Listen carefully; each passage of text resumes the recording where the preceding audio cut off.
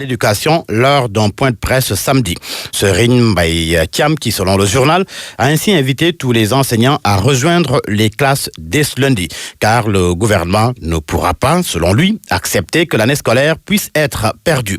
D'ailleurs, le Soleil informe que l'on s'achemine vers un réaménagement du calendrier scolaire et une reprogrammation des examens. Conséquence de cette sortie du ministre de l'Éducation, la fissure s'exclame enquête imbroglio autour de la fin de la grève, note l'AS. Pour le Témoin, Serine Mbaye Thiam sème la zizanie. Le journal Le Quotidien indique que Serine Mbaye Thiam crée la confusion. Sud Quotidien parle d'une crise scolaire dans tous ses éclats. De l'avis de Walf Quotidien, Serine Mbaye Thiam prêche dans le vide. L'Observateur évoque une polémique sur la suspension de la grève des enseignants. Et pour cause, le quotidien souligne que seuls le CELS et le SNELAS FC ont levé leur mot d'ordre. Enquête ajoute à la liste le CELS A et l'UDEN. Que ça? En tous les cas, si l'on se fie au journal Le Quotidien, 4 syndicats sur les 6 se sont radicalisés. Dans ce lot, le QSEMS et le SAEMS qui ont maintenu leur mot d'ordre de grève. Leurs secrétaires généraux ont réagi dans les journaux. Dans l'Observateur, Abdoulaye Ndoye déclare qu'au nom de la dignité citoyenne et politique, Serine Mbaye Thiam doit rendre le tablier. Saourou Sène lui confie à Walf Quotidien que si le gouvernement veut faire dans l'intimidation, ils sont prêts. Et enquête de noter qu'en annonçant la levée du mot d'ordre de grève de 4 des syndicats du G6, le ministre Serine Mbaye Thiam a compromis une affaire bien engagée. Du coup, les facilitateurs et les syndicalistes sont furieux. L'opposition est aussi furieuse, mais furieuse contre l'adoption de la loi sur le parrainage. Et enquête nous apprend qu'à propos de l'appel au dialogue du président de la République, l'opposition et la société civile dénoncent une supercherie. Le chef de l'État va apprécier Macky Sall que l'Observateur assimile à Machiavel. L'Obs décline ce matin la trajectoire d'un génie politique longtemps sous-estimé.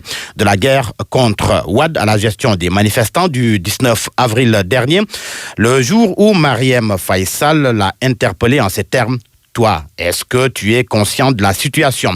Yorodia, politiste, qui déclare dans le journal L'Observateur, à ses pages 4 et 5, que si l'opposition sous-estime Macky Sall, elle se trompe lourdement. Tout cela, en tous les cas, est consécutif au vote par l'Assemblée nationale de la loi sur le parrainage. La route est encore longue, souligne le journal La Tribune. Le pouvoir continue de jubiler, l'opposition vers une seconde journée de résistance. Le Forum du justiciable demande sa non-promulgation. Les craintes de Aluntine à lire dans le quotidien La Tribune. Pendant ce temps, Aliou Sané, membre de Y'en a marre, raconte l'horreur du 19 avril dernier. Il confie dans les Échos que certains étaient dépouillés de tous leurs vêtements. Il ne leur restait qu'un caleçon.